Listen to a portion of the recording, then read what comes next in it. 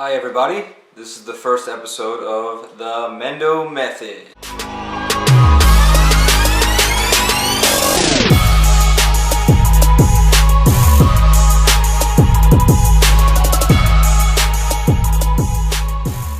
So today's episode we're going to talk about designing a training session.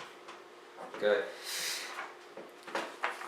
This is a template that I like to use, and I know it's small from there, but now just take a look. A little bit easier for you to see. But as you're looking at that, I want you to see the session is broken up into 4 parts. Typically a warm-up, typically something that can activate the players before you get into the main activities of the training session. You can see here, the last final part is a game.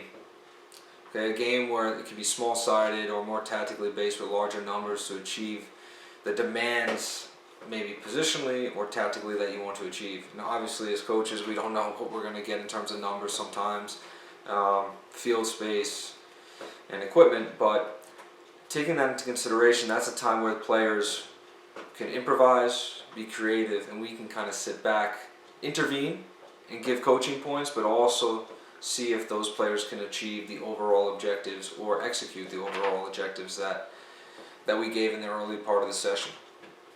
In this session plan, you'll see our brief description objectives that you want to achieve, which should be in correlation to the vision and philosophy, either the club or personally yourself. Okay? This template has helped me and many coaches over the years of documenting and archiving your sessional plan. Okay? It's easy just to take a binder, put it in the binder, or put it on electronically where you can reference back, take notes on it, and that's going to help you grow as a coach by maybe providing feedback or observations throughout the session. As we move on to here, each warm-up, activity 1, 2, or 3, and in the game should have objectives that you want to achieve. Some of them are the same, but there is usually an overall objective with sub-objectives or sub-principles that you want to achieve.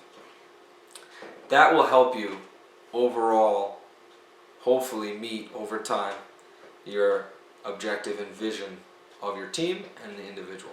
Sessions should start where they're simplistic and then progress to a little bit more complex, as well as individually based to more collective. We want to make sure that the players are ready, okay, activated from the warm-up, where they're getting touches, and then progress into groups so that they're understanding the sharing of the ball. And of course, this is all dependent on the age category, the developmental level of the players, of how you want to carry out those tasks.